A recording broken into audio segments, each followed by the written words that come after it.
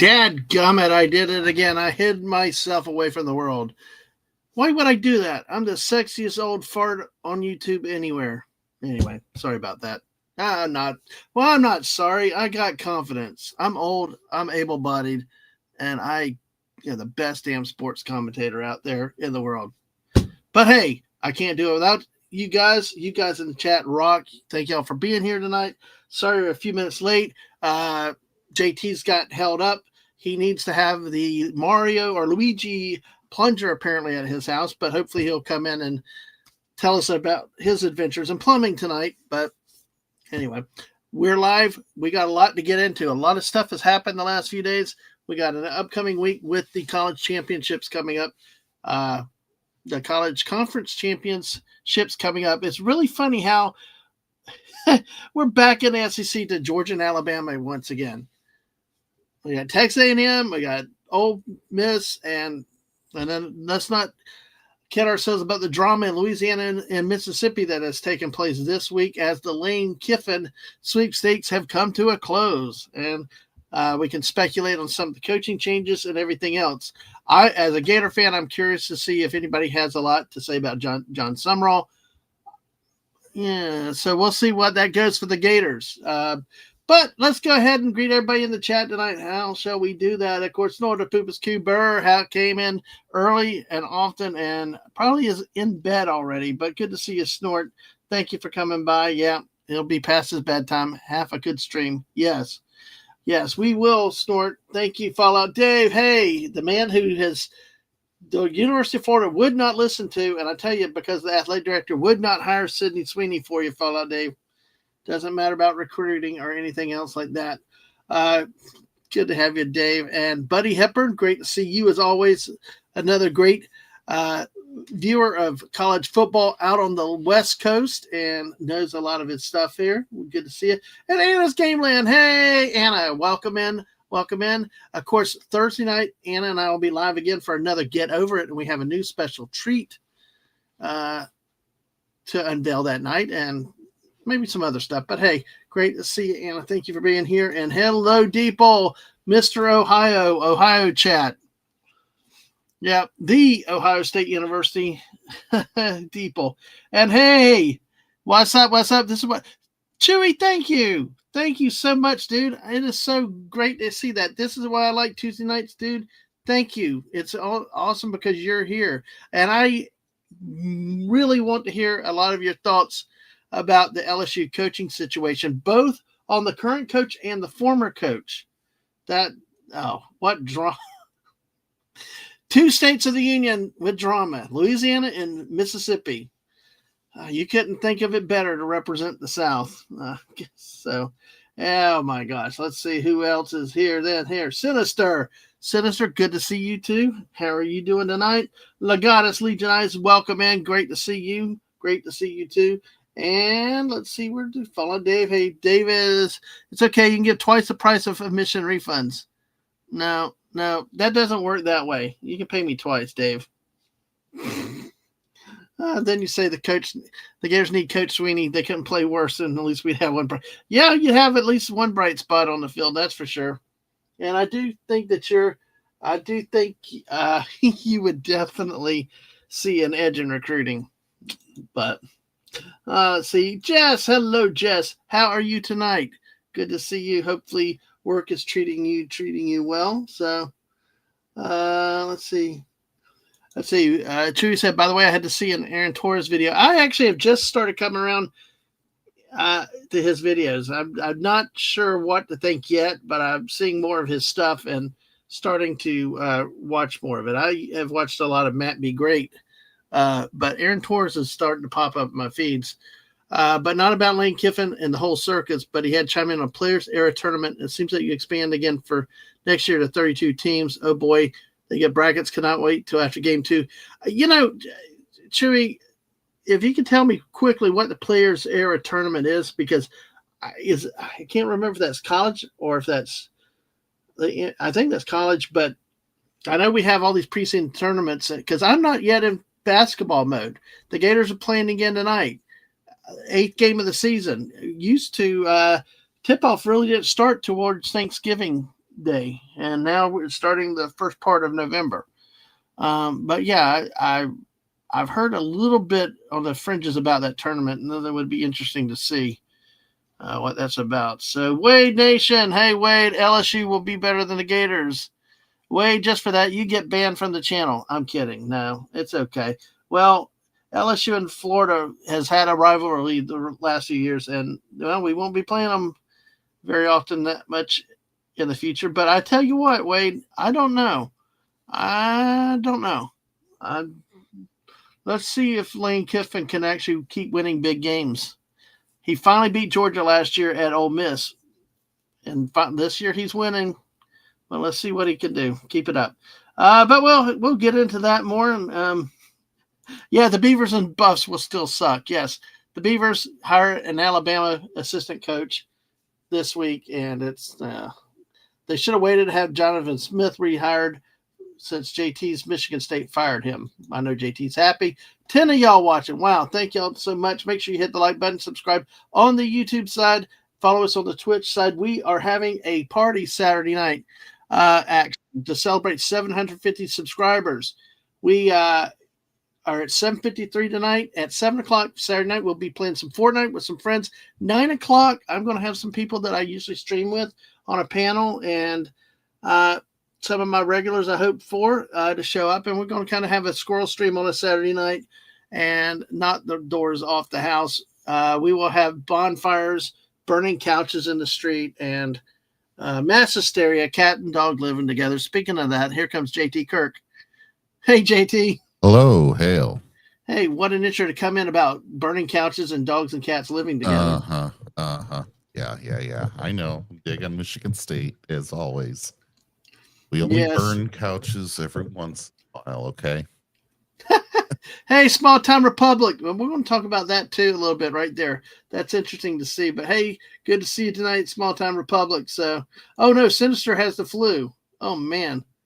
No. All right. Hopefully you feel better very soon. I've never had the flu, actually. I mean, I think I'm lucky from the way it sounds. It sounds like it really sucks. So, Oh, yeah. Just cold and then the vid a few times, but. Well, it's similar to that. Yeah. Oh, go Ty. Not you, buddy. Come on. You don't speak it like the Louisianians there. Yeah. Could have taken Dion. Okay. No, the Gators. No, Scott's. Well, we'll talk about coaches in a bit, but yeah. And let's see. Chewy said before bringing up the coach, first and foremost, I love seeing the inning between San Diego State and New Mexico because the Eagles looked awful on Black Friday against the Bears to where the fans found the offensive coordinator's house to show its frustration. Oh, no, that's not right. Well, JT, how are you doing tonight? I'm doing. It's cold. Got about 7 inches of snow over the weekend. They said 3 to 5. So, of course, they were wrong. Oh, well, that's like some of our hurricanes down here. The world is going to be destroyed, and then it's like it turns out nothing. Some of the memes with the chair overturned saying, I survived hurricane, blah, blah. It's just crazy, dude. It is crazy. Yeah. Oh, hey, Deep, I'm getting the grief from the Ohio State contingent. 7 o'clock will be in the middle of the Big Ten title game. Just because the Gator season's over doesn't mean some of us don't immediately have free Saturdays. Well, you can miss the Fortnite part and come for the panel later in the evening. Yes. I'll tell you what. I'll be rooting for the Hoosiers. All right. Well, and we will talk about these games. Yeah. We'll talk about some of the coaching changes as we come into things here. Chewy was telling me about the Players Era tournaments, men's hoops. They added 4 women's teams, but the backlash was discussed on a live video Aaron did, which had college football talk, but it was the latter end of the men's side. Had double the teams most from the first year, but added Tennessee, Gonzaga, Michigan, and others. But the first matchups were predetermined, and match up was 3 was wait until Tuesday night, early Wednesday morning. Oh my gosh, yeah, that's when it gets. Oh God, that is horrible. Oh, Deeple said, I can solve that. Just visit Ohio and just wear your Floridian outfit in January for day 2. I will. I will wear shorts, maybe a jacket, but that's it. if I ever go to the state of Ohio, although I probably Yeah. won't. I did once into Cincinnati, had enough fun, and we If left. you do, we're going to Waffle House, remember? Oh, yeah. We went to the Waffle House in Florence, Kentucky, just on the other side of the bridge from Cincinnati. Yeah. Man, Christmas spirit. It was a kind of more of a dumpy Waffle House, and boy, the Christmas spirit was not apparent among the manager and staff. Okay. But I tell you what, our waitress got a hell of a tip because she made sure she fought for our food. Oh, Then good. fly back home and catch. No, Deepo, if I'm going to Ohio, I think you should pay my give me a first class flight to Ohio. Yeah. Well, Debbie, did you see MSU basketball beat Iowa again? So I think that's 13 in a row. All And right. Florida is neck and neck with Duke right now. Oh wow, yeah. Help So, keep me updated on that one. Go Gators. Yeah. I got Gators. I got to watch part of that game with my mother a little while ago, and she's like, the first thing when she saw it was like, "Oh dear God, not this again." I'm like, Mom, it's basketball, but yeah, the problem with this Gator team, the guards are not like they were last year. The front court is dominant, but those guards scare me. They just don't have the ability to have much of offensive output. And they need more than what they're getting from the guards productively point wise. But we got a guy from Slovenia, that guy from last year, Kovlar. He's a 3-point shooter, but you have Longhorns fans online doing 6 degrees of Kevin Bacon that puts him in a college football playoff. We're going to talk about that part with the plot. Yeah, the poor Texas fans. Yeah. Does Texas not as get poor in? as the Maryland Terrapins fans or the Purdue Boilermakers. There you go. Yep. Yeah, Deeple, we made it to Florence on Christmas morning one day. Yeah. All right. So we will take a look at stuff. A small time. I'm going to start his comment right there till we come back to it later. First class is too expensive. Oh my gosh. But Jess said Ohio food theme thing. So alert from BK Apps. They've now got a SpongeBob menu. Yay. My wife and Ang just went to Popeyes and got the Five Nights at Freddy's meal. Oh, nice, people. Okay. Hey, look, as long as you're paying for the seat, I'll take whatever, that's fine. Yeah, so, and Chewy is big with the tournament. I do not agree with this take, but how this tournament is organized, plus the reason why behind why X types of team went to that tournament, because some of the teams would not fly to Maui and play over there because it's more distance. See, we need to get back into college basketball once we get through in another week or so, JT, because I tell you, and we'll take a little tangent right now. I am frustrated with college basketball in the last recent few years. See, the Maui Invitational was one of the bedrock tournaments, and what made college basketball great is it started with these tournaments. State played over there too. Yeah, but now they're starting to opt out of those things, and now they starting playing the first week of November. Generally, before, basketball did not start until Thanksgiving, and now we got it starting earlier every year, and it's almost like let football finish before you get started with basketball. I mean, at least that's the way I felt like it. But I don't know. Can't have that. No, I know. For a lot of teams like Michigan State, football was finished by the time basketball started. Go Gators! I know. Tell you. I'll tell you, it was fun to watch. We'll talk about some of the games coming up here. Let's go ahead and take a look. Where should we start, JT? Should we look at last week first? Yeah. Okay, let's take a look at the games from last week real quick. We'll go through these. We're probably not spend a lot of times on the games from last week, but it's rivalry week. So, of course, there's a lot of hatred in these matchups. I'm trying to pull the screen up, JT, right now. So, hey. But, oh, by the way, did you get everything fixed? Yes, I did. Good for you. Congratulations. Thank you. Yeah. So, okay, well, let's take a look here. We're going to go down the scores that happened last week. We'll bring them up. Of course, we use ESPN.com as our go-to. So, yeah. So, maybe after Veterans Day, but the dates have been pushed back. which I do not disagree. Yeah, I think we should start later. But looking at last week, Massachusetts completed the 0-12, the Minutemen. At least they scored touchdowns. They scored 14 points against Bowling Green, who has Smudge the Cat. Remember him? Yeah. Yeah, Smudge the Cat. We love cats. Of course, battles of Michigan's Western and Eastern. Western emerges victorious. Eastern loses once again. In the American, Memphis a few weeks ago was the projected choice to win the American Conference and be the representative in the playoffs, but no, they have lost to Navy 28-17 on Thursday night. And of course, Friday night, of course, that was on Thanksgiving Day. Friday, which is a big day for football after Thanksgiving. Yes, March is when it really counts. Exactly. Now, really. I did want to say up there that Western beating Eastern locked Western in as the top of the conference at 7-1. Oh, cool. With, and MAC has a championship game. The Ohio Bobcats at 6-2. You're going to have to fight the Ohio State people on the use of the. And then the Toledo Rockets at 3. Yeah. And the Miami of Ohio Redhawks at 4.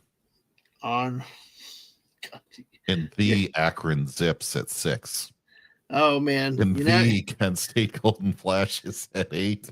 That's the Jonathan Smith era is over at Michigan State. How do you feel after even 2 years? It was mixed. I was saying with the whole Lane Kitten thing that maybe we don't need to be so out in the open and out in front of all this kind of stuff. Mm-hmm. And Michigan State, probably made up their mind weeks ago that they were getting rid of John L. Yeah. And they took a very quiet approach to it. And they picked up a coach that some people think is good. I don't agree, but do you want me to get into that now? Why I don't agree? Well, we'll talk about it when we get into the other things. And because did they hire or they hired? I would say it was Pat Fitzgerald. Yeah, they hired him. The former Northwestern coach. Okay, well, we'll get into that when we start to talk about some of the other stuff. Let's get through the games from last week, rivalry week. Texas knocks off Texas A&M 27-17 and probably the best game of the day. Although Georgia beats Georgia Tech in a pretty ugly game. 16-9. Of course, I like this Georgia Tech team, but they've just fallen off in the back part of the year. Ole Miss beats Mississippi State in the Egg Bowl, which turns out to be Lane Kiffin's last game as head coach of Ole Miss. Utah beats Kansas 31-21. Iowa scored 40 points. How about that, JT? Iowa scoring 40. Hades has frozen over, folks. Oh, we can't see that, by the way.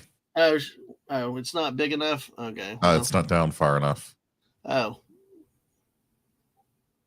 Iowa there, 40 points. There you go. There you go. Yeah, of course, in the Battle of Arizona, this was always a game I used to wish we could see, but now it's like I wasn't able to watch it the other night. Well, we had our kid from Georgia down, so 23-7. So really, Friday's afternoon's games, kind of mixed bag of action. Of course, on Saturday, the Ohio State goes into the Big House and crushes Michigan in a snowstorm, 27-9. I did love. Did you see the Bucky well, I have to say this YouTube friendly Bucky the Buckeye mascot make that little cursive Ohio in the end zone? Yes, and he also did an X on the M in the end zone too. He did. Yes. Yeah, I call him Bucky because Brutus is bad. Brutus. Oh, yeah, you call him Bucky instead of Brutus. Yeah. Yeah. No, but the other thing that rhymes with Buckeye is what I can't say on you. Oh, I thought you were going to say Hawkeye, like Iowa, but hey. No. No, you're circling the letter though. You're circling the letter. Pretty good. Oh my gosh. Okay. Well, no, 5th ranked Texas Tech goes to Morgantown, crushes West Virginia 49-0, which sets up a stage for the Big 12 championship game. We'll look at these conference championships in a moment. Oregon dispatches Washington 26-14. Oklahoma struggles to beat LSU in a game. It just a late score for Oklahoma gives this game to them over LSU. Notre Dame crushes Stanford 49-20. The Iron Bowl actually turned out pretty close, but Alabama wins 27-20. First half didn't feel like it, but no, it didn't. It was a good margin for Alabama at first. But Auburn rallied, just had the ball with 2 minutes left, but fell short. Right. BYU dispatches UCF very handily, 41-21, which, of course, sets up that matchup with Texas Tech in the Big 12 championship game for the right to go to the playoffs. Vanderbilt not only goes into Knoxville, but they whoop Tennessee's ass, 45-24. And what did they get for it? Well, will see. Well, we'll see what happens next week. We'll take a look at the playoffs in just a second. But Diego Pavia, that whole Vanderbilt team, they are for real. You remember all year, early in the year, I said that Buddy Hepburn, I love that. Crushes. At least the Syracuse Notre Dame game. At least we didn't give up 3 touchdowns before offense got on the field. I remember that one. I remember that deep ball smacking down on Pitt. Pitt. Remember Pitt was good? Nobody does. Not even Pepperidge Farms did. Well, I do remember when Dan Marino played there, so good. But yeah, you got BYU. God, I watched a lot of this game. Which one? Vanderbilt, Tennessee. Oh, Vandy, Tennessee. Okay. I respect Heupel. I think Tennessee fans need to stay calm and not lose their crap. He's going to be a good coach. I think they finished the year ranked. How mad can you be? Yeah. Well, they got crushed by Tennessee, by Vanderbilt at home by 21 points. So that is what they can't stand. That is what they hate. But that's like 3 losses that they've had at home that are close. I think Alabama, Georgia, and this one wasn't close. I mean, just imagine Vanderbilt goes into Tennessee and beats them worse than Georgia does. So it's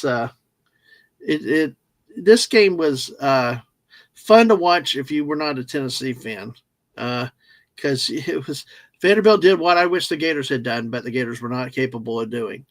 And although Diego Pavia, I guess his brother was arrested at the game for disturbing the peace, intoxication. So, of course, they warned the whole family about hanging over the side of there was big dust ups between the family and the Tennessee security during the game with that. But the drama off the field was not reflective of the action on the field. I'm surprised that Tennessee lost this game this badly to Vanderbilt. And you give up 45 points to Vanderbilt. And then we talk about coaches. Clark Lee just got a contract extension. He's another one that just got a contract extension. Other coaches, Drinkwitz got a contract extension at Missouri. And we're going, like I said, we're going to get back to after we get this. We'll talk about the coaches again in a little bit. A classic matchup that I used to always love: USC, UCLA, 29-10 USC. Now, I did watch some of this game with Akla. And Nico, I'm going to leave you. I did not see the magic. No, not I did not see the magic at all. Well done by USC. The score is closer than I think the game went down. Yep. And yes, they won by 19. So that's a shame to see it so one-sided, because it was one of those classic end of year matchups, crosstown rivalries in Los Angeles. I mean, you got Virginia Tech. That's a 20-point win. Vanderbilt, Tennessee was 21 points. SMU, California. That's a weird game, but Cal wins this game 38-35, which knocked SMU out of the ACC championship game. Do you know who will be in the ACC championship game, JT Kirk? If you don't look it up. It's not Miami, right? We will talk about that in just a moment. Okay, it's Virginia and. Well, don't guess. We'll reveal it in a moment. So, but Cal, ends SMU's shot towards the playoff with the win on the West Coast. Late rally, Cal scores to win this game. Tulane,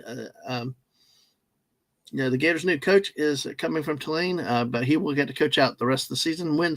Shuts out Charlotte 27-0, and Kentucky just Mark Stoops finally gets fired after this game. They lose to Louisville 41-0. I don't understand why Kentucky fired him, because dang it, he beat Florida for the last few years. Well, that hasn't exactly been a. Well, I know, but it still pisses me off so bad. So, as Wade said, Colorado sucks still. Kansas State beats them 24-14. Clemson beat Dispatch of South Carolina 28-14. Again, this is where I say next year in the SEC, watch out for Shane Beamer. How long will he have a job? He started, this was a top team, predicted top 10 this year, starting off high in the polls and just plummeted as the season went through. Not bowl eligible either. So, UTEP. What's funny in the UTEP Delaware game is Delaware went 61-31, but they kicked a last-second field goal. Delaware did, and the UTEP coach got pissed off about it. So, and Arkansas State becomes bowl eligible, 30-29 win over Appalachian State. And I think really that's about Missouri beats Arkansas 31-17. Penn State outlasts Rutgers 40-36 in a game where West was probably sweating sheets. Well, in that case, West could win either way, So, yeah. And also Duke outlasts Wake Forest 49-32 to move to 7-5 on the season. And let's see. Yeah, Deeple asked the question, how long will Dabo have a job at Clemson? See, and he has returned to mediocrity. I would have taken him at Florida if he was available, but the John Summerall guy is supposed to be good. Well, we'll see what happens. I tell you what, looking through, Florida beats FSU 40-21. I was pleased and blessed to get to watch this game with a friend, at least the first half.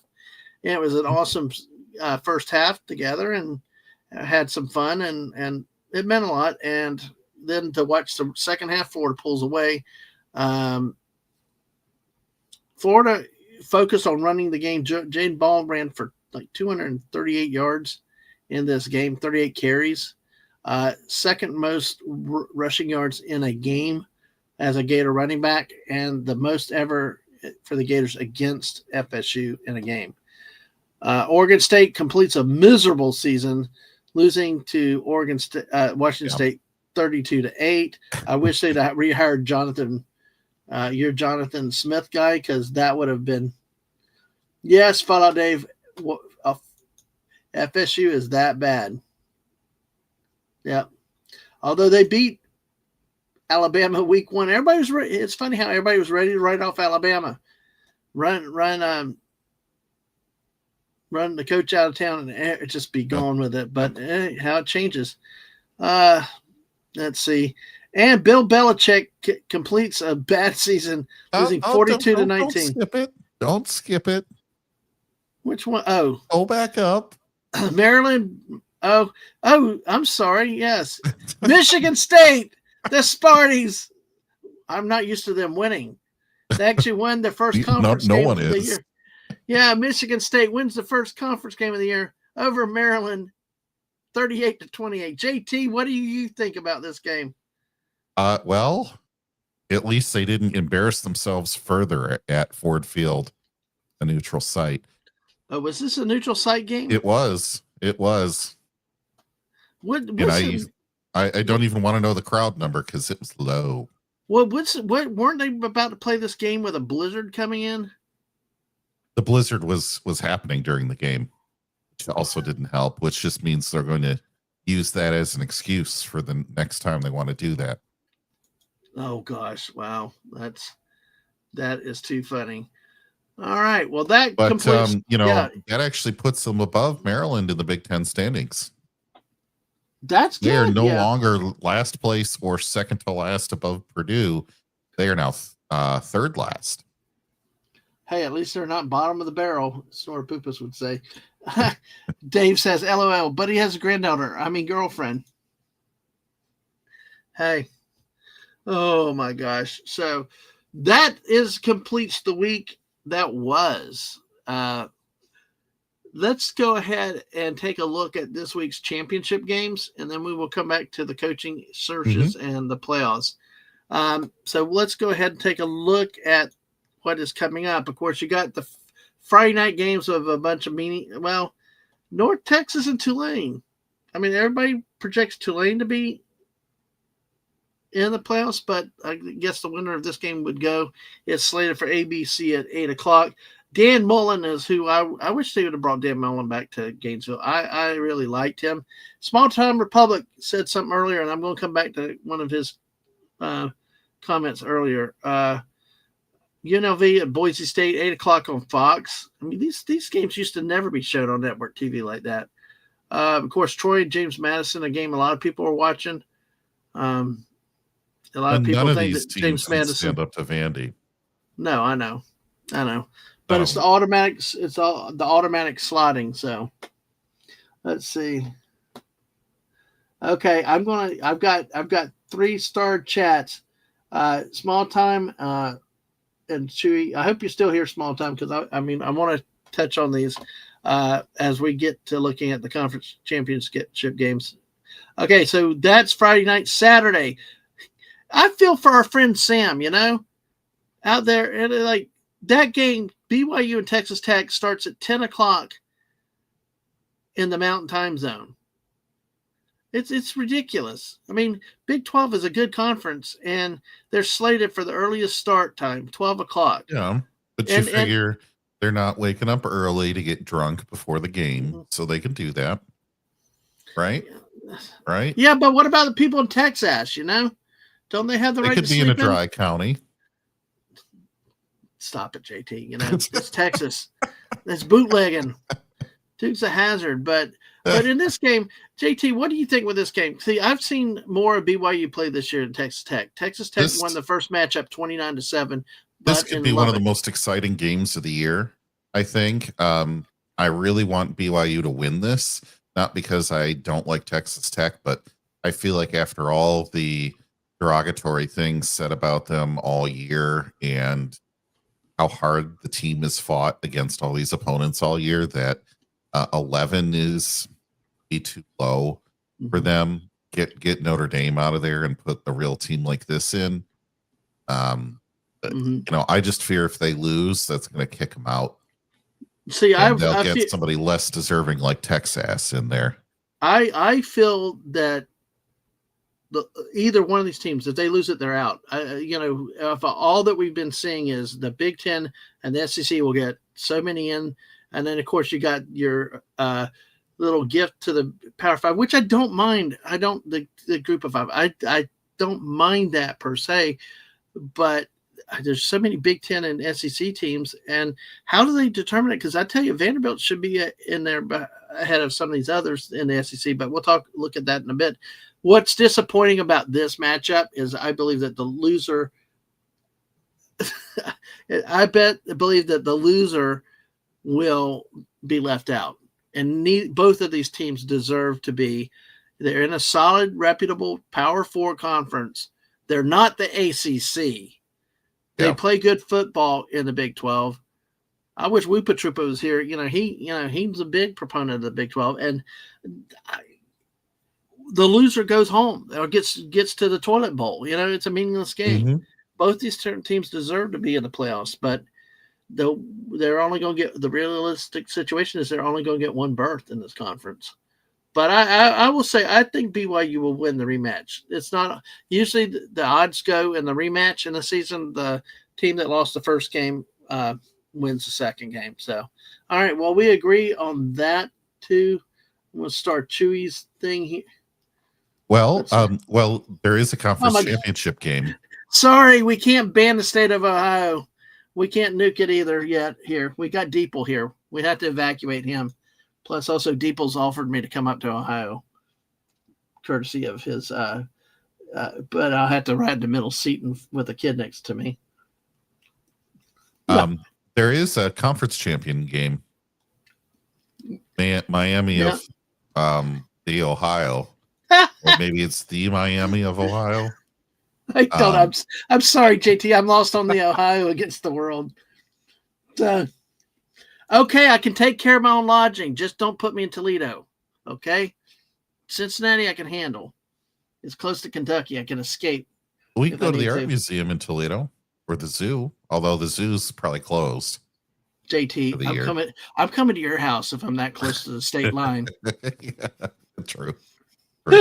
Oh God, damn Toledo. No. Oh God. Anyway. All right. Anyway, sorry, I love this chat though. So you're good. You're good. I was gonna say the Miami of Ohio is playing Versailles. They call it Versailles in Ohio, instead of Versailles. Versailles. I like that. Versailles and London. Euros. God. Okay. Or Cleveland. Joe Kim Noah loved to dump on Cleveland. No. So anyway, all right, JT. Okay, yes, Miami of Ohio at Western Michigan. I will shut up and let you have the floor because I know you love the MAC. Now they play unlike other conferences that might play at a campus site. They play their championship game at a neutral site. And this year, actually, I think it's been there for a while, but don't quote me on that. It will be at Ford Field. So we're going to have 2 Saturdays in a row where college men's football will be played at Ford Field. And Western is number 1. That was in my area of the world growing up. A lot of people in my hometown went there. A lot of people I went to school with went there. So go Broncos. I think they will walk away with this. Now, for context, if people don't know what MAC caliber is, they can usually stay competitive but lose in the paycheck games against your Big Ten opponents. Right. You'll get the odd NFL player coming out of one of those. Usually never a quarterback, but like a lineman or someone on the defensive side of the ball. But I think this will actually be a good game. I really do. Yeah, this will be much more competitive than some of the teams at the bottom of the MAC. There's a huge discrepancy. So usually you'll see like a Central Michigan or a Western Michigan or a Toledo kind of at the top up here, and they'll play almost like a Big Ten team. But then when you get to the bottom, you'll have like an Eastern. They'll play, my goodness, some scary football.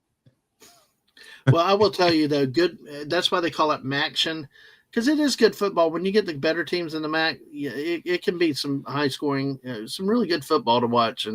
And I look for the Broncos Broncos have historically had some good, solid, really good teams, and I look forward to them beating Miami of Ohio. The other Miami.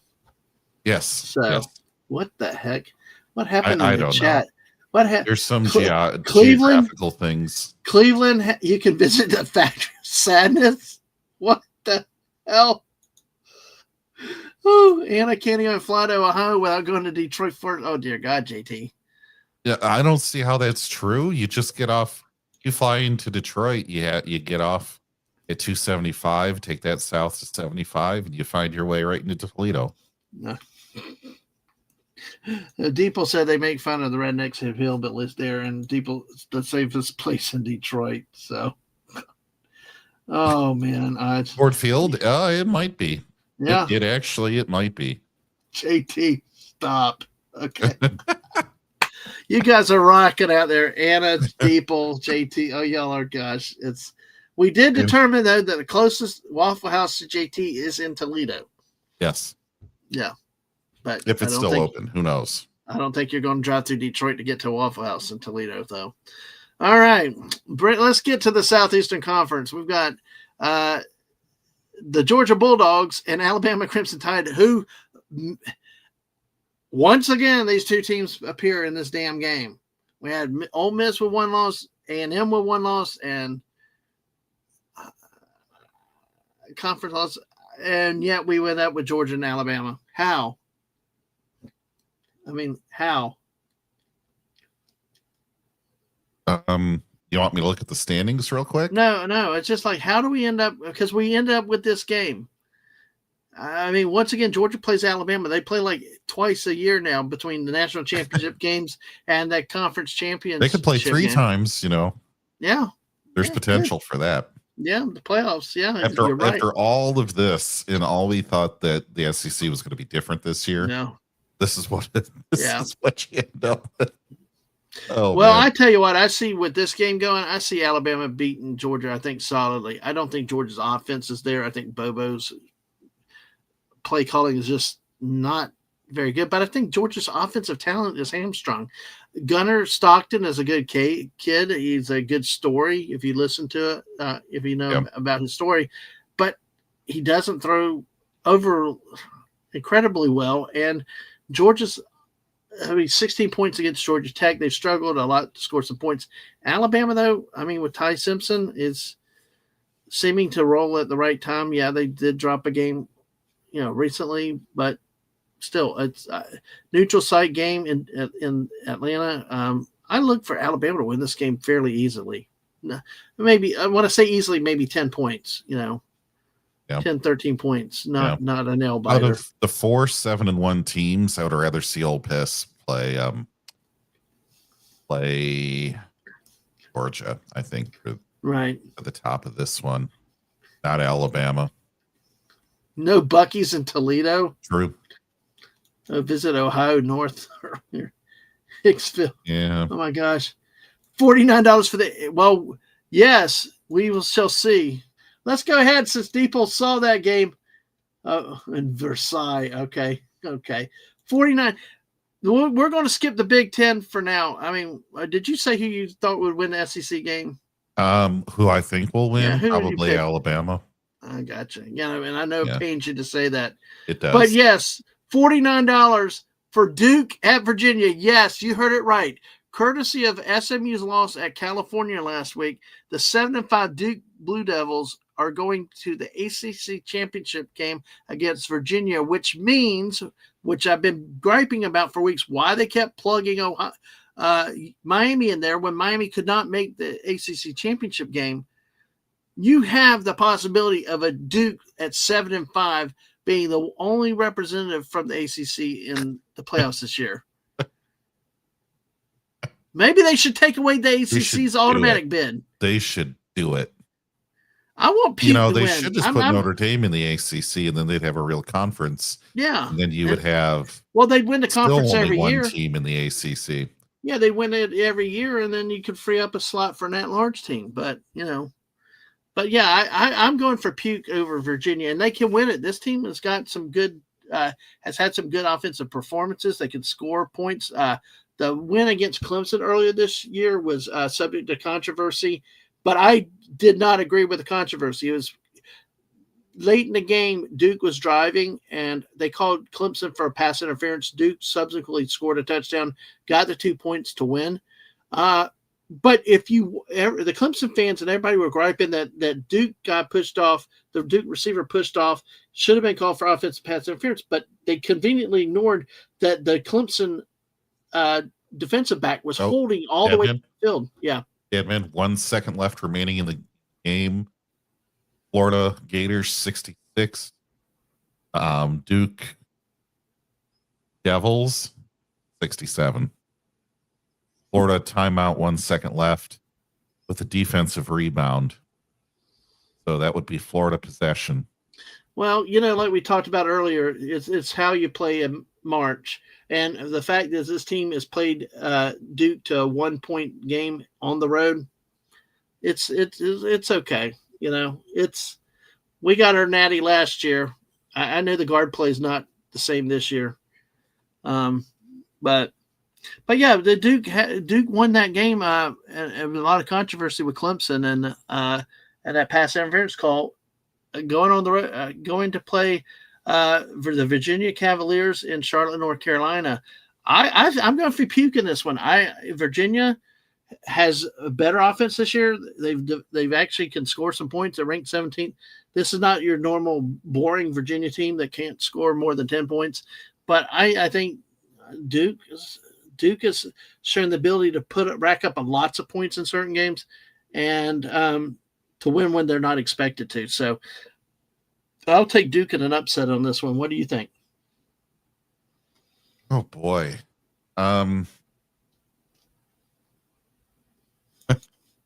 Yes. I'm going to have to go Virginia. Okay. As much as I don't really care about either one of these teams, I'm going to have to go with Duke. Duke. I'm going to have to go with Virginia. I want Duke to blow up the whole system. There you go. No system is good. Hey, speaking of find a way to get them not in. Well, speaking of blowing the system up for you, thank you, Anna. Go Bama. Roll Tide. Oh no. Oh. Roll Tide. That's the phrase. Roll Tide. Oh, Deeple's asking, can a meteor hit Atlanta at 401 Saturday? Oh, God. Oh, yeah. Anna was who I watched the Gators for a half the other night.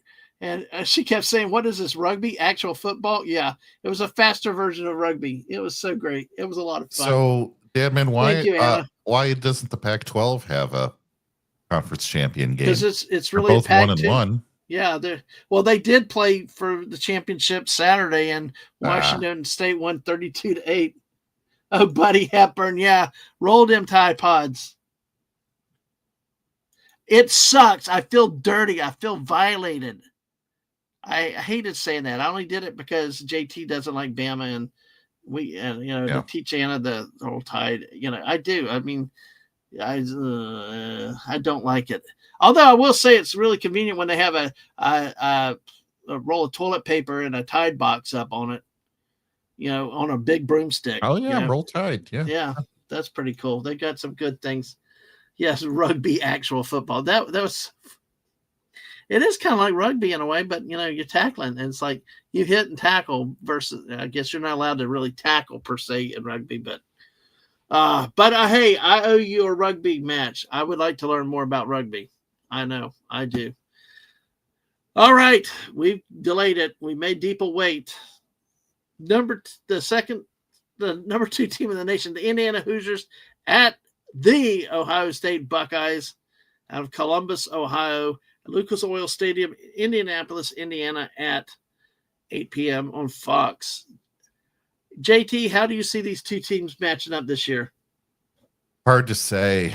Oh, gosh. So hard to say. I really want Indiana to win. I do. I think the coach has got something special going there. Mm-hmm. Yeah.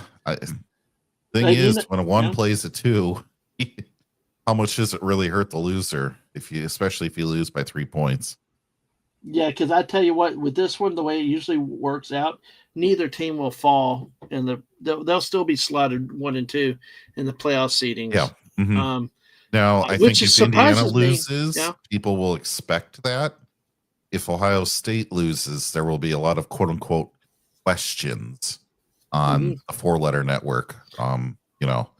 All the way up until the playoffs start. Well, I will tell you, though, I think it's interesting. Curt Cignetti, the coach at Indiana, he's another one that signed a contract extension. In this day of so many teams have fired their coaches, it's interesting.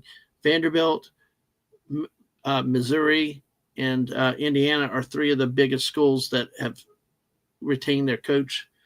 The one thing I will say concerns me a little bit is what kind of shape is Ohio State in after playing Michigan this past weekend? That's usually a pretty nasty game. And even if not everybody gets carted off, on a golf cart, can have some beat up folks. Right. And so is everybody coming back on the top of their game for basically a preview of the national championship game? Yeah. It could be. It could be. Well, let me go back to the SEC championship game real quick. Chewy says he hopes Georgia beats Alabama. He has no dog in the fight, but thank goodness ABC airs the SEC, not CBS. He's glad the Big Ten championship airs on a rotation since CBS Fox I think NBC will get at some point at the future. Now, explain this one to me, Dad Man, after you're done. Okay. Sorry. I'll let you go for this. I will say that. And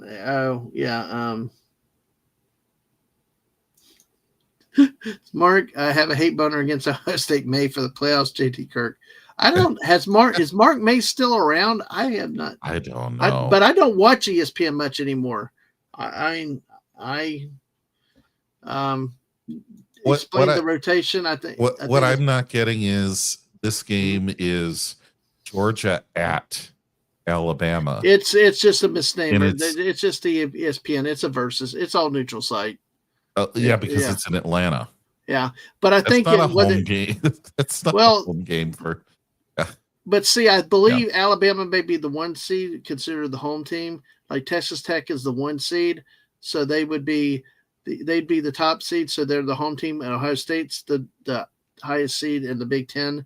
So it's technically the home time. That's why you have the at. So, okay, you say so. That's the way I'm looking at it. I mean, but I will tell you, honestly, I think Ohio State wins this game by 30 points. Really? Okay. Yeah.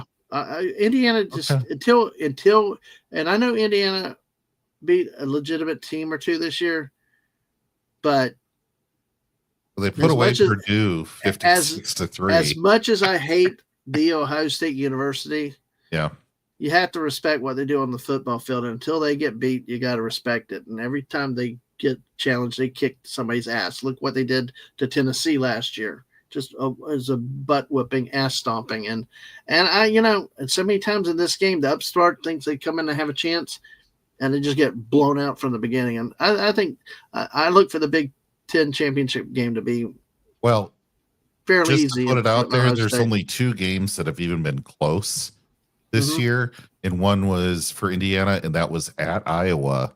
They won 20-15, and then at Penn State 27-24, which was the ultimate crap game for them. Well, everything else, they just blew people away. Blew people away. You're talking. No, I agree. Number 9 Illinois, 63-10. Yeah, but see, they beat Oregon by 10 points. Yeah, I think that's the win, especially that one being on the road. That I started to give them some credit, but still, they need to beat Ohio State. Not just play them close; they need to beat them before I can believe in this team. I just don't. And Deeple says, Tennessee, the shining Freud of your tears was so good. Yeah, I know.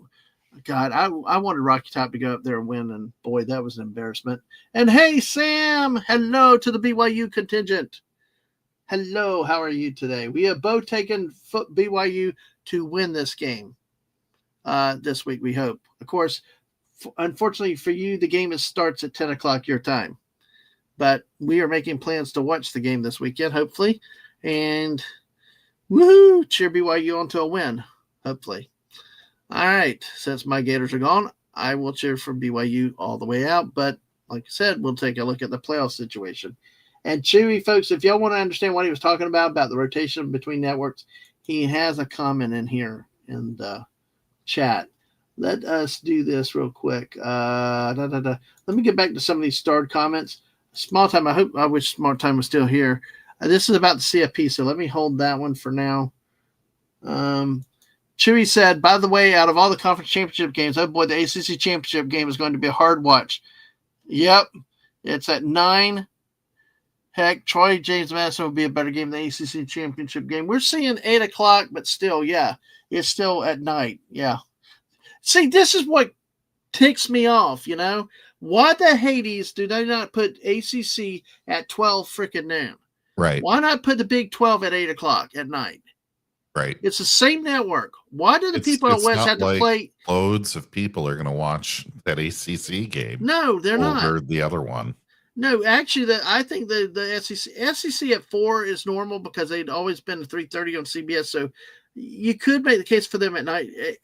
ACC traditionally was the night game, but when you have Florida State, Virginia Tech, Florida State, Clemson, real teams that draw people, but Puke and Virginia. So it's unfair. BYU, 10 o'clock in the morning is when they start. I'm not sure where Lubbock, Texas it may be 10 o'clock. Same thing with them. Deeple's right. You got ACC going head to head with the Big Ten. Yeah. So ABC's going to have everybody on that one. Yeah. I mean, why? I mean, you do better to have BYU Texas Tech against them. Yeah. All right. Well, anyway, that's it. There's a little bit of a rant for me there. So sorry, folks. But that's a good point, Chewy, there. Let's see. We go. There we go here. For my 2 cents, LSU. Okay, well, I'll hold this one for a second, and then let me see. Let's see. All right, let me hold these. All right. Let's go ahead. I'm going to hold these comments for just a second. Before we get into the playoff stuff, though, let us do this. I forgot Big Ten is on Fox. Yes. Yeah. No, we got you. We All understood exactly what you meant. Exactly. All right. So here we go. Chewy, we're going to lead it off here, folks. Let's talk about some coaching decisions and stuff. Okay. Yeah. Let's see. Oh, sorry, I'm hitting the wrong comments again. I'm boomering. Yeah, as for my 2 cents for LSU getting Lane Kiffin, it feels wrong, but most of my LSU folks who I follow on Twitter like the hire because of his hire. Other teams had to respond quickly.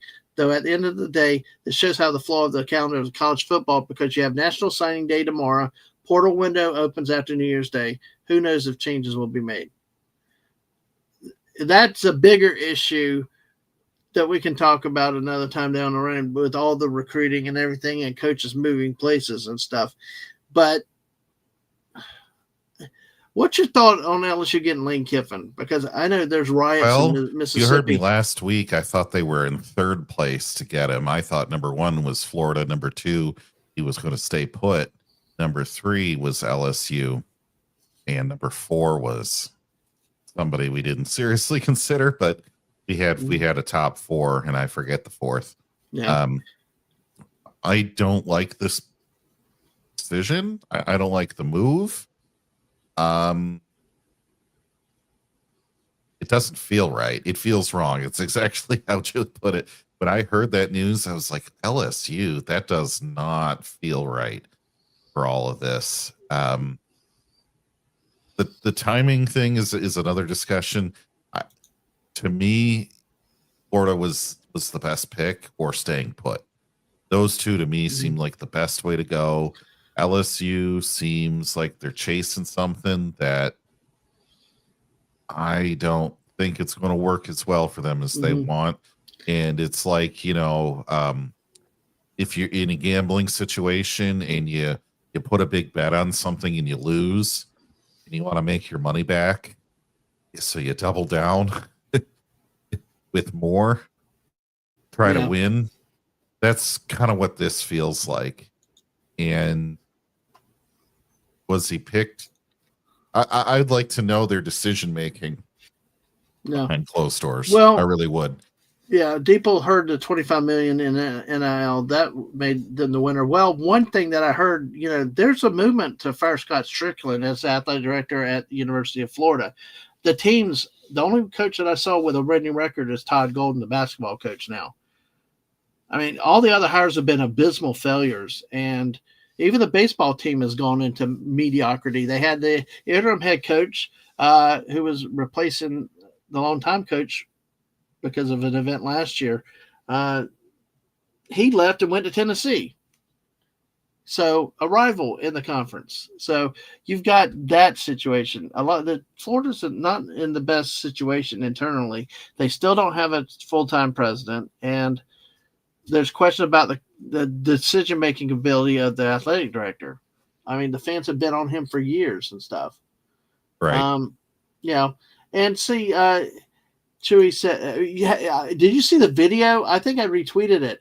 All the booing and everybody yelling at him, Lane Kiffin, when he was getting on the plane. Oh, yeah. That was a press thing. Who cares? Well, no, it was fans showing up. They hated it. But Chewy said that's why guys like Paul Feinbaum and Bill Cowher want to call out a decision for Lane wanting to move. If it's timing, I say most fans of college football would want changes so the coaches can stay till the postseason. If they want to move after, it can be done after the season is said and done. I think the problem with what we have right here is that, it's, and this is something I think that some of these conferences should put in their coaching contracts, non-compete clauses. Where, in the old days, you could not transfer and not sit out within a conference. Some conferences prefer They don't have the leverage to do that. No, but they should with the coaches, though, like network news. You can't go to the leverage to do it. Well, that would have to be an NCAA rule change, and every time they try to do that, it ends up being litigated until another. But how else can you stop a coach from going to an arch enemy within a season? I mean, that's the biggest problem that happened out here. One team is doing something regular set, and he stands up the university where he's at. Because, I think you made a point last week. Stay at Mississippi. I mean, you could do stuff a lot more there. You could be the hero for life. Did I tell you what? What did I say? Yeah. You remember what I said about Brian Kelly at LSU? Was that the culture was going to get him coming from the north down to the south. It was all fine. We got a big name unless you win. And see, he did not win. Then he started attacking the fan base. What if Kiffin gets there? He's back to 8-3, even 9-2, or 8-4, 9-3. That's not going to be good enough for the LSU fan base. They want to win championships. They want to win national titles. And at Ole Miss, he had a job for life, and he did. He did, and he chose to do this, and we shall see. Because I don't know that he will fit in with the Cajun culture down there, just like Brian Kelly. And I tell you what, why would you take the job if you're like Lane Kiffin or anybody else when the whole contract mess with Brian Kelly? They fired him, then they fired the athletic director who fired him, then they said he didn't have the authority to fire Brian Kelly, and now that's all up in arms. So instead of settling for $30-something million, Kelly files a $54 million lawsuit against Louisiana, which apparently has the whole state legislature and government involved between the governor and the legislature. Yeah, that's why would you want to go into any kind of environment like that? Well, and that was a big rant that I had about that last week. That's why it still flummoxes me, and I still don't think that's why I said it feels like you're doubling down on your loss. And I don't know who this is more treacherous for, LSU or Kiffin, because the way that these programs, not individual year teams, were working, but these programs are working on boosters willing to give their money out for all this NIL stuff. Right here in Michigan. If you get like 3 coaches in a row that don't work, how much more desperate are you to have another one? Then you double down on your double down losings. It is so important for him to come out winning the first year that I don't know if it's doable. That's why I felt like Florida was a better one, because if he had been hired at Florida, the expectations would have been, we eventually want a national championship, but not right away is when needed. Where LSU feels like if you're not in the CFP in those top 8 first year, oh man, people are already going to start turning on you, and you aren't even going to be safe to walk outside because the whole government is on you too. It just And Chewy's on to something here also from what Lane chose LSU over Ole Miss and Florida. Gators' point of view, he saw the athletic director from Florida. There was some talk about they didn't see eye to eye. I think Kiffin said he got a strange vibe. When Florida fired Napier, had the higher up said we fired AD. Also, he could have seen them as an option. For Ole Miss, AD pretty much after whether or not he can coach in the postseason. The other factor was why did the AD not present an extension? See, that's what I think Ole Miss should have done, is get those offers from Florida and LSU. And, that's what normally happens. You present them a contract extension. That's how you fight this off, You just don't sit here and say, we're going to stick on the original contract, especially with facing the playoffs and stuff like that. But again, there's a lot to be said there. Yeah, that's why a lot of Gator boosters, a lot of Gator fans want to fire Strickland, the athletic director at Florida, because of stuff like this. They don't view he can do the job. And he came from Starkville, Mississippi. So it And he still couldn't put that away. Yeah. Speaking of coaches, small time Republic said earlier, Ole Miss should not have made Golding the permanent coach. Yeah, I think that's a mistake. Yeah, these I emotional quick I hires don't work. Look at what happened with Mississippi State when Mike Leach passed away. They went with the offensive coordinator, and he won the bowl game, and then they went next year with him, and they fired him after 1 year. That happens in the NFL too. That happens in a lot of different areas. Penn State got away with it because, well, really, Joe Pa wasn't the coach for a long, long time. Yeah. A lot of other people were, and they just left him installed. Yeah, figurehead coaches. Exactly. Yeah. But like I said, we've got action in a lot of the college ranks. We talked about the firings. John Summerall will go to Florida. People speak highly of him. If you guys in Louisiana know anything about him, I don't know, because my first instinct, he's Billy Napier 2.0, because small conference, Power 5, everything is just like Billy Napier, except apparently he said he wants to win, and he understands Florida wants an explosive offense. So we'll see what happens with that. Hey, Sashi. Sashi at Work Yay Sports. Yay. I know that name because Stefanski. Yes, exactly. So, yeah, LSU is now paying 3 coaches. Kiffin with $91 million. Kelly's $54 million buyout. Still at the Orgeron $17 million buyout. Well, Kelly's is still in doubt right now because they're trying to fire him for cause. That was stupid. Which they're not going to win.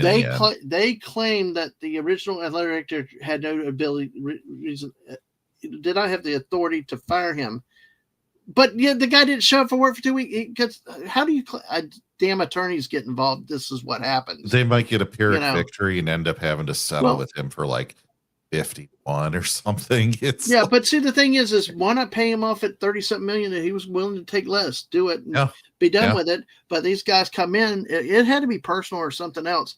But here's the way it works in Louisiana. It's like Florida. He could win a $54 million judgment, but until the state legislature appropriates the funding for that, the payout of that lawsuit, he won't collect a dime. Well, if he sues, that's another reason why I wonder. Federal court, though. I don't know. I don't know. I still think it would take a legislative appropriation because the defendant is the state of Louisiana itself, and. If you do it in federal, you could get the right political figure to say we're holding highway funds back. You know, there's always a way. A lot of what I could have should have, a lot of background dealing, but it's like. And is that winning in the end? But see, I don't think that's winning in the end. Yeah, that's another reason why. That's another reason why I think any coach should check themselves when they walk into that situation. Now he's got the ego. He's been known as having the ego. But I tell you what, if you thought leaving Mississippi was bad, if things don't go well there, that could be a really riot with him leaving LSU. Now, you know, the other thing here is even if Kiffin bombs this, looking at how much these other buyouts are, LSU might not have a choice. They might be stuck with him. Yeah. Well, you know, the other thing is, too, about coaches been fired in openings. They're trying to pirate some of the coaches from other staffs. Just heard about Josh Heupel, Tennessee's coach, being interviewed or being mentioned by the people at Penn State. Now the Penn State people are like, who the hell are we going to hire as a coach now? They've actually also reached out to BYU's coach. I can't remember his name off him, but yeah, they've reached out to BYU coaches, possibly a replacement at Penn State. You know, which would hurt BYU, but Sataki, yeah. So that is the next thing is Bobby Bonilla Day, possibly because it wasn't Bobby Bonilla being paid for 30 years or some god awful time. But anyway, goodness gracious, yeah. This is why I say it feels like you're doubling down on your losses, and if you don't win with him, I mean, you ran out of credit cards at that point to try to fix that. We keep trying to stay out of politics, but this is the type of stuff where politics, in a general sense, gets brought into all this stuff. I mean, why should any friggin' body pay coach buyouts like that? Why should the taxpayers be stuffed with that? But as we know, how the universities get away around it is the direct support organizations, the 501c3 funding agencies, and stuff like that. So it's technically not state funds. Question for you, though, Dad, man. If you were loaded, independently wealthy here, that might sound better. If you're independently wealthy and you went to this school 30 years ago, 40 years ago, why would you give $10 million? Pay that off? How hard do you have to fundraise to get people to be like, oh, here you go, pay this guy? That it just, who pays for that bitter pill? That's the psychology I don't get. Maybe they have a way of washing that clean. I don't know. Well, Chewy's saying that they will pay Ed's final buyout, but the Kelly buyout is insane. Kelly didn't do anything appropriate, such as anything criminal or anything that made LSU shine in a negative light. But yeah, it got messy when LSU did fire Woodward days after when Governor Landry said he wouldn't be involved with the next hire. That whole process has been fouled up. Woodward fired Kelly, but that's where the governor and the rest of the LSU contingent are saying he did involved in the LSU football team, or the legislature. There's some legislators. Who knows? Maybe they're different than Florida, where Florida has a certain maximum for a state employee, and maybe I'm not sure. It's really, really odd, but there may be more direct involvement in the funding process and the appropriation process in the Louisiana government than most states. Maybe, but the whole thing is unusual. When Woodward fired Kelly, they were just fired, and then Kelly was approaching to see, could we just do a lump sum payout for less than what was required, and then that's when the powers that be came in and said, no, we're going to look to fire him for cause, which would negate the payout of the buyout, which then caused the suit. Everything that's happened since then. But it's just a mess. That is a huge mess. I know you don't like Brian Smelly either, but the dude's owed money. Well, that has nothing to do with it. I think he's owed money. That was a contract. He's owed money. You can't just decide you're going to come up with a reason to fire somebody for cause, not my non-legal opinion, and then try to get out of a contract like that. I mean, if you're going to fire somebody for cause, you better damn well have it out there what exactly they did. Right. And state schools have different funding rules, but I tell you, some states differ. Florida has a certain cap for what you can pay somebody out of state funds. You can go over it, but it has to be paid out of other sources and things like that. And that's where the direct support organizations come in. But what it sounds like in Louisiana, it sounds like it's not. It's like Bubba football, Bubba funded football, so, but anyway, it's crazy. So, hey, Sam, yay, good for you. Sam said, yeah, he's not going to take it, saying you cannot steal from BYU. See, Sataki, I cannot picture him coaching anywhere but BYU. I could, but maybe at the end of a contract, Yeah.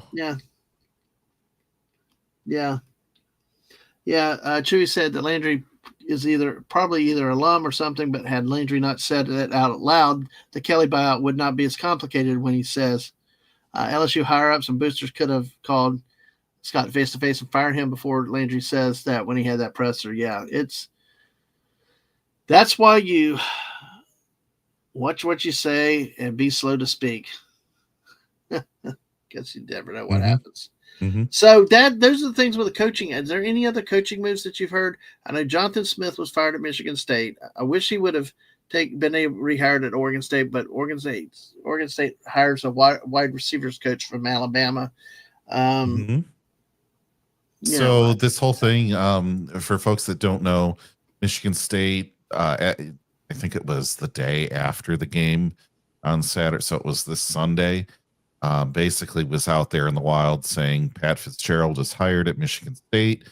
Who is Pat Fitzgerald? He's the former head coach of many years for Northwestern University, another Big Ten school. He played, I believe, at Northwestern. and was a notable player there. The Well, head coaching record that he has between, I guess, Maryland, Colorado, Idaho, and Northwestern,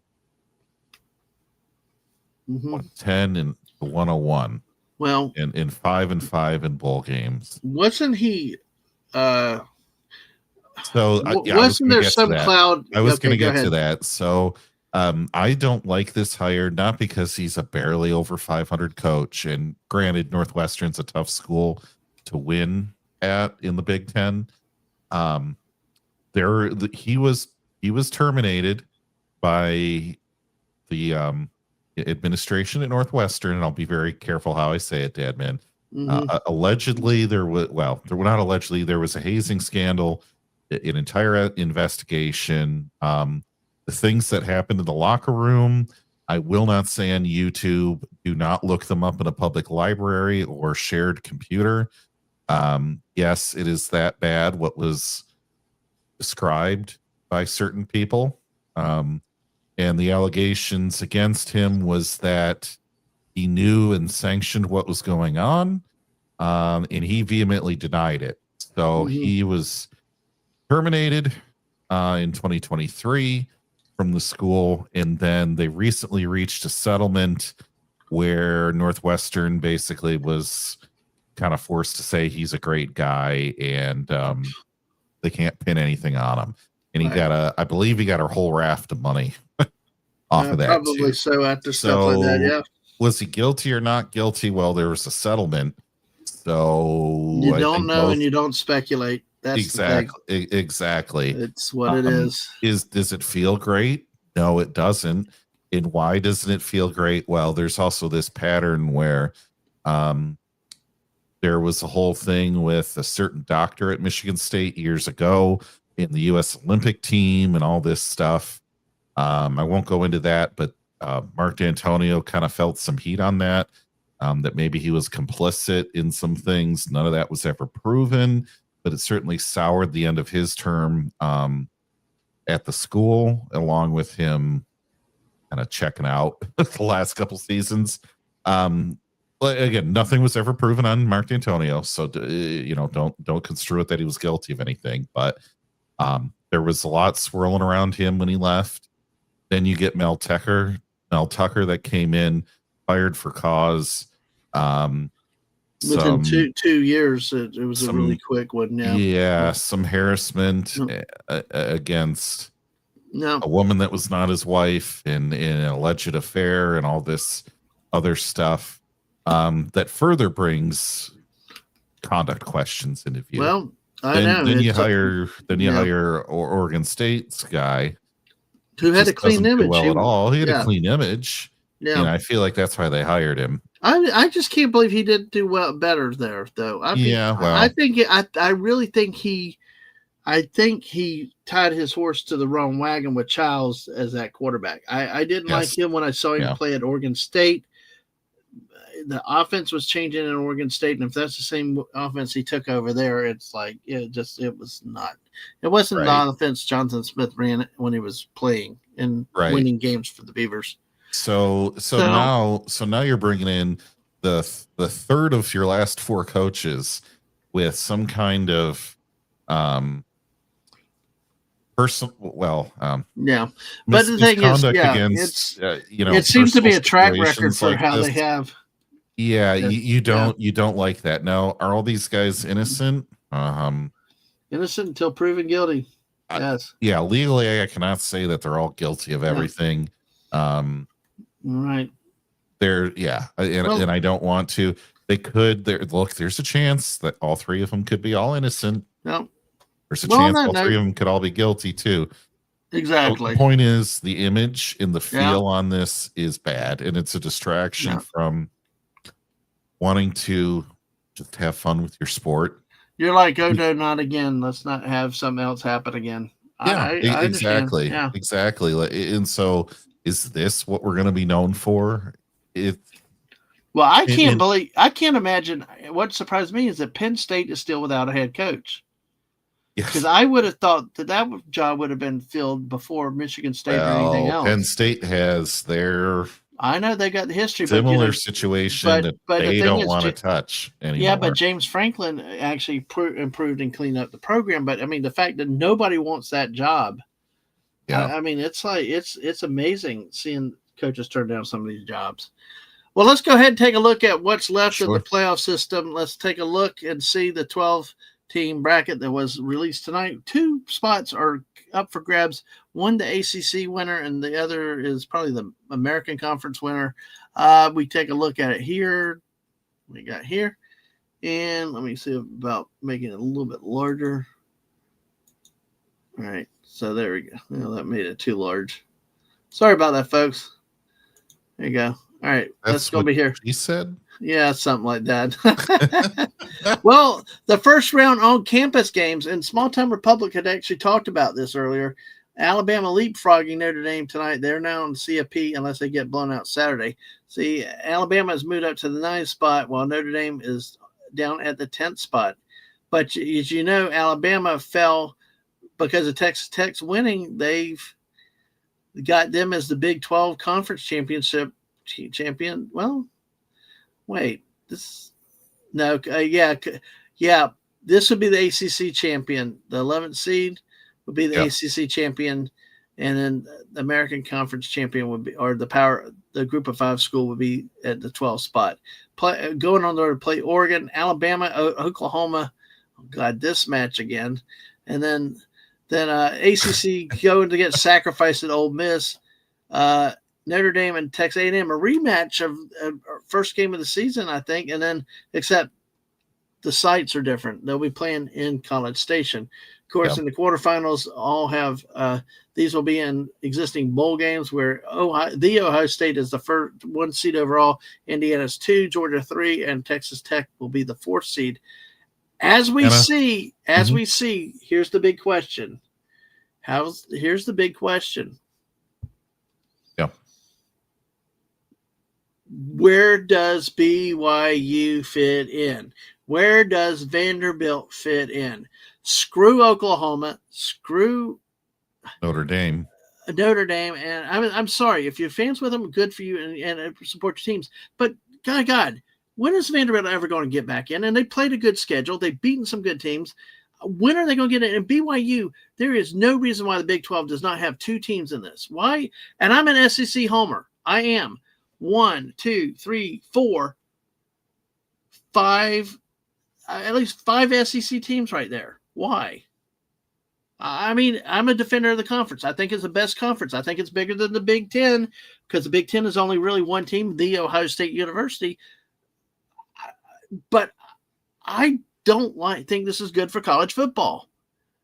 I mean, to have Alabama and Oklahoma play again after they played earlier this year. Yeah. Why? Well, and Notre Dame. I don't know. I don't think that matchup's going to happen. I think win or lose, Alabama will get sorted to another spot, and you're apt to see Texas A&M. Mm-hmm. It is sad. It is sad or Ole Miss Texas Tech. There. It is sad that Texas Tech BYU loser is effectively out of the playoff picture. Both of these teams are talented. They're damn good teams, and they deserve to be in this scenario much more than Notre Dame, who we've talked about their schedule. Oklahoma can't score, but they're in it because of their defense. I mean, I say I don't have a problem with Alabama this year. I don't. But Notre Dame and Oklahoma are the 2 teams I don't. And Oregon, look at the strength of schedule for Oregon. It is lacking also. But they're 5th seeded based on name reputation from prior years. I don't this even if we go to 16 teams, we're going to have problems like this. Yeah. You know, and the move to 9 games in the SEC in part is driven based on accepting a 16 game team format for playoffs. This frustrates me for schools like Vanderbilt, and not as much Vanderbilt, but BYU. BYU is 1 loss, going to be playing Texas Tech with 1 loss, playing for their conference title. And from a Power 5 conference, as a Power 4 conference that is recognized as such, and they would only get 1 bid out of this, only 1 berth. We saw what the ACC did last year. They wet the bed. I mean, they pulled an Amber Heard on things and stuff. It's like, I mean, when it just was like SMU sucked last year. Clemson got crushed at Texas. But I still have a problem with the SEC with so many bids. Big Ten, what is it? 1, 2, 3. But the SEC has 5. Right. That's about right. 3 is about right. Yeah. 5 is. Yeah. Oh, Deeple said the Ohio State and Friends Conference. Yeah. They're completely. Yeah. Who wants a third place conference team has national championship? I agree. That's what I feel about the Oklahoma, or even at Ole Miss or Alabama. I mean, the two teams. Well, or A&M and Georgia, Alabama. How the hell they got into the championship game is based on only tiebreakers and stuff. I mean, the two teams in the SEC that deserve it this year are Georgia and Texas A&M. At least we don't see Texas in here, though. I will say that at least. So how many weeks are there? Well, we got championship game this week, and then there will be 1, 2, 3, 4 weeks leading up to the national champ. 4th week will be the national championship game. Of course, they'll start in a couple weeks and then go from there. So that we got 4 rounds in the playoffs. 2nd week of January, I believe. 2nd or 3rd week of January will be the end. Yeah. So, and then which will be in time for the NFL playoffs. So, Good question there. Thank you. And yeah, Sam knows where BYU fits in. Yeah, Sam. Sadly, you've got to beat Texas Tech if you're going to be in. I don't see, and like I said, oh, hello, Teresa. Hey, Miss Martin Muses, how are you tonight? Good to see you. Good to see you too. We appreciate you being here. Hope you're doing well. I just, and I'm a SEC homer. I'm supposed to be the SEC guy here, right? I don't think this is good for college football as a whole. Now, I don't want just giving people with bad schedules to go in, but Vanderbilt and BYU deserve the shots. I mean, we'd have to sit back and maybe we could do it one week. Is when the final settings are set up, JT, maybe we can look at it and compare like an Alabama, Notre Dame, or Oklahoma schedule against the others that were left out. It'd be interesting to take a look at. So, exactly. So, yeah, and Anna loves some rugby also, not just football. Or she claims the real football. So, oh, good. I don't know. I wish that they'd have brought him back. They have no right to hate the guy. So, again, JT, I just that's where we stand this week with the projected playoff positions. We will see what happens in the conference championship. That's why I'm going for Puke. I want Puke to win. Oh man, it's a shame Lane Kiffin is still at Ole Miss because Ole Miss beat Puke in Gator Bowl last year. So, but I do. I want to see chaos in the system. Duke win and then, I mean, whether it's Tulane, I guess I wouldn't mind Tulane winning because that's the next Gator head coach coming in. But we shall see what happens. Somebody's going to get left off. But you know what? There's always this debate, JT, whether it's March Madness where they let 68 teams in now. There's always people complaining. And there will always be people complaining in whatever format you use. But I just think in this case that two teams, whether it's Texas Tech or BYU and Vanderbilt, will get left out when they all deserve a chance. I don't think Tulane should be in there. I don't.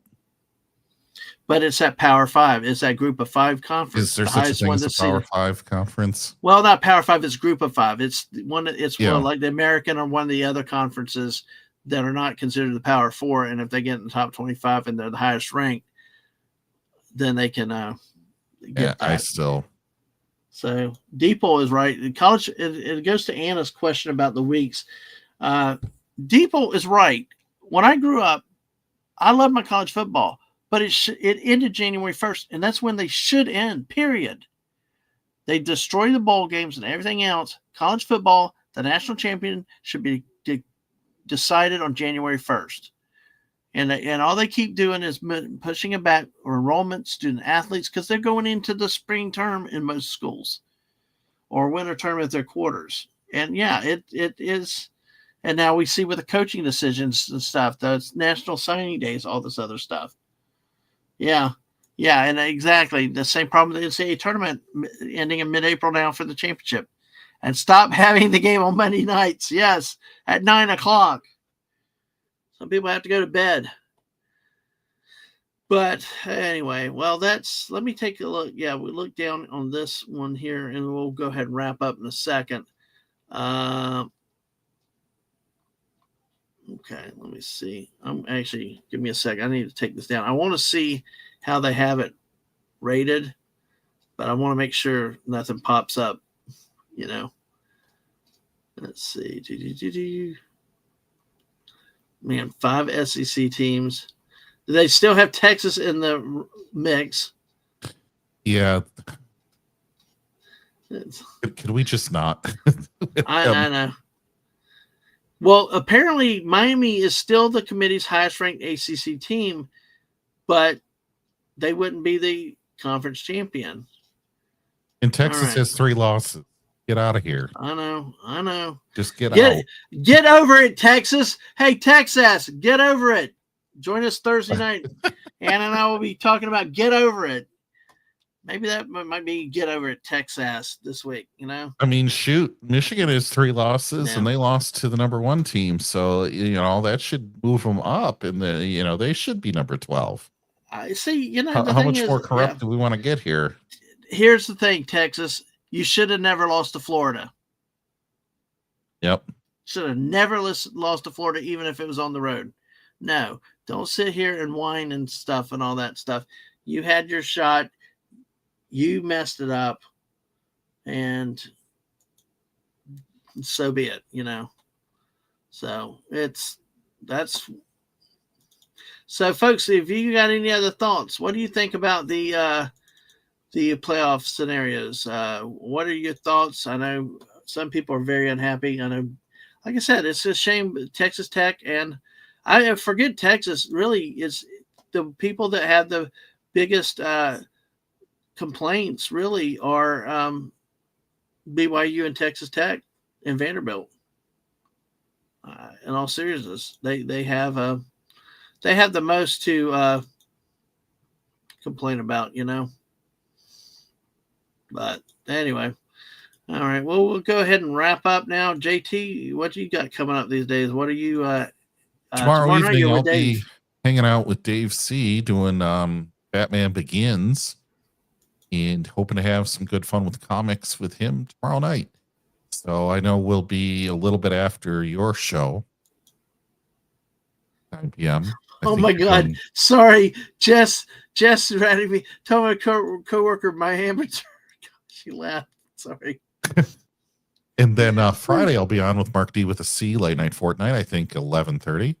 And then Saturday I'll be saving Star Trek. Yes. Okay, Deeple, which one? Yeah, Deeple, where? Dave C. Mm-hmm. And we are going to be doing some comics. Let me see if you want to put that link in the chat. Channel there real quick. Yep. So, yeah, and I do agree, Deeple. I hate the auto bids for conference champions.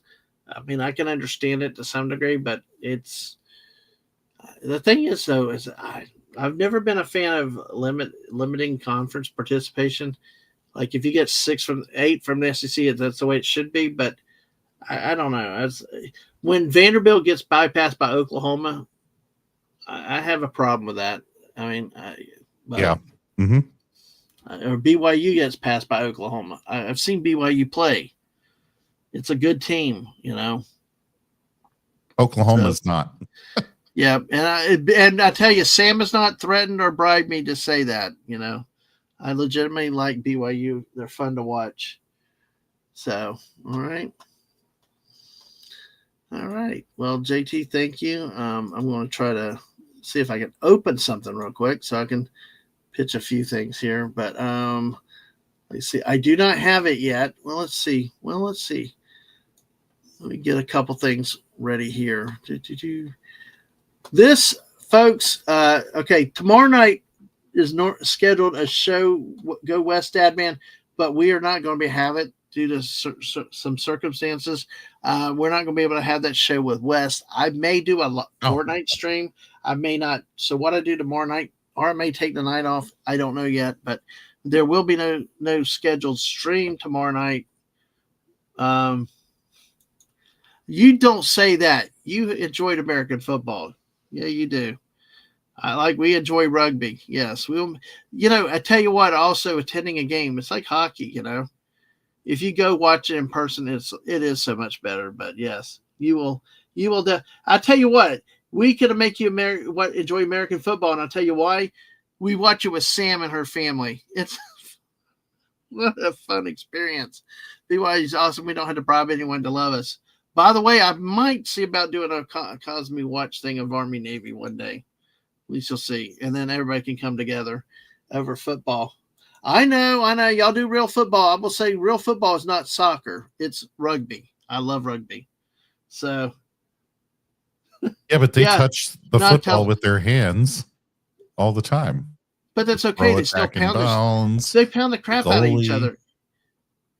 Oh, you're talking about soccer. Yeah. Yeah. Well, I'm talking about rugby. The thing that made Mrs. love rugby was one time a guy, it's Europeans, and the dude had his head all busted up. He's bleeding badly down his head. And they just took him over. They ran, they sealed his head up with duct tape. Literally just straight, no bandage. Yeah, man, I hate to break it to you. She was really into it because the way that the men appeared. No. I will tell you now, my wife likes, that's what she said when she went with a couple to watch a NFL preseason game. But no, that day when they take that guy's head up with duct tape and he went back in, she loved it. She loved that. So, all right. But anyway, so no stream tomorrow night, or it will be a last minute surprise stream. But Thursday night at 8:00, she's here in the chat. Go ahead. Get over it. Yes, Texas Longhorns, get over it. And come and share what you want to get over. Find out what we can get over with. And we got a new thing to unveil this week, and some nice, cute other things that I did not have time to bring up right now. But join us at 8:00 Thursday night. You're going to love it. A fun show. I think every show's been 3 hours. That's what's crazy. I don't know. It's fun. So, folks, if you want to get over it, come bring your problems and find out what you want to get over. Let me see. Let's see. Mrs. sent a photo. Let's see. Ooh. Okay. Hold on a second, folks. I am going to do this real quick. Why am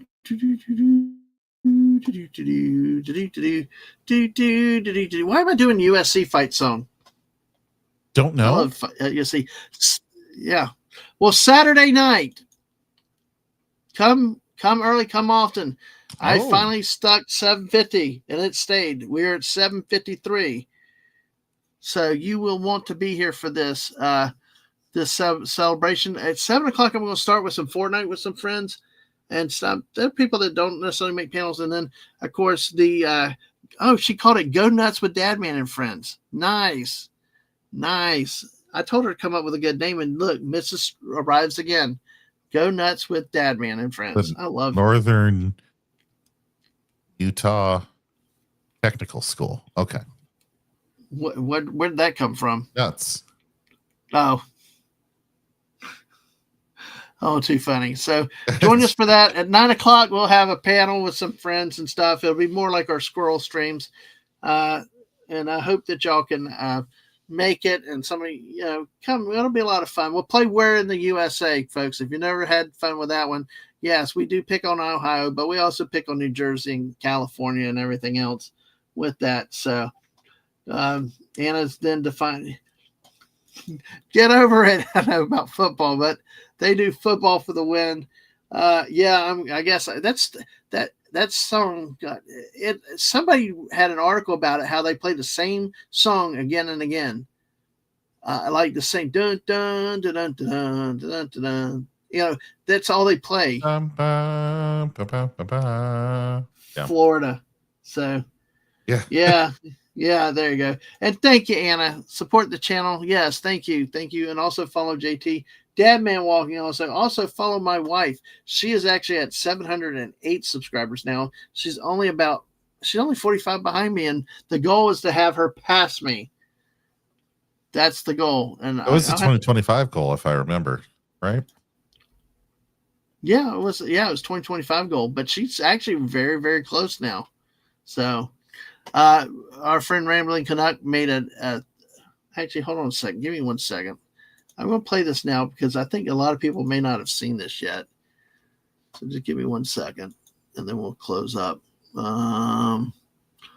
Let's see. Oh, yeah, here we go. Let's see. Let me see. I just hope the audio plays. I got to make sure it does. So let's see. Let me stop the share. Share again. There. Entire screen. There.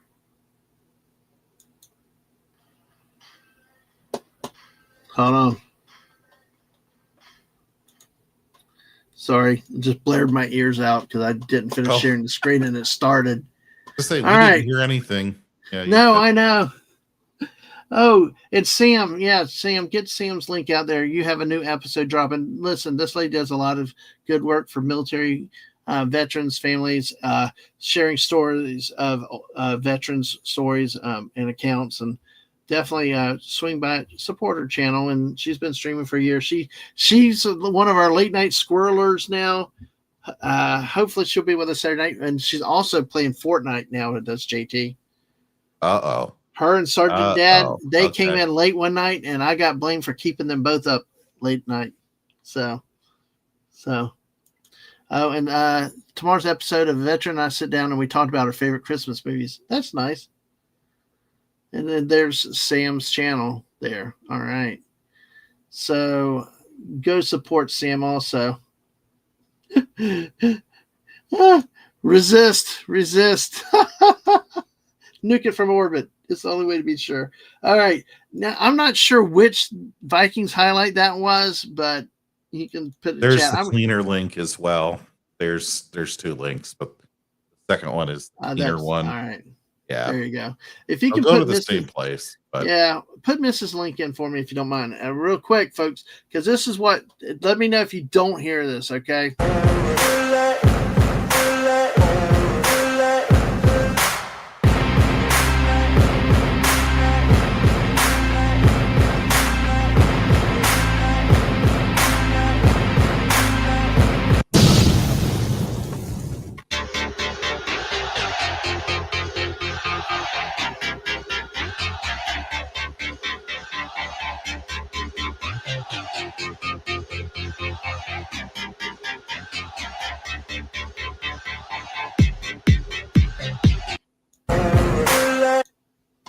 So if you've never seen that before, that is what the goal is, to get the missus to pass me.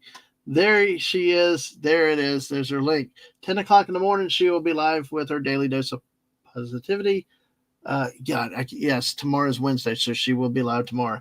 All right, folks, on that note, everybody, y'all have a wonderful day, night, everything else. Hope to see you Thursday with Anna at 8 o'clock. The day of victory of Fart Pacific. I don't know. But hey, it probably would be appropriate if it was my victory. But on that note, see you tomorrow night if we do have something. See you at 8 o'clock on Thursday with Anna. Come join us and get over it with us. And then Saturday night, night of Fortnite and fun. Anybody? JT, thanks again. Thank you, everybody in the chat. Thank you, sir. And y'all have a good night. We'll catch you later. Bye, all. Bye.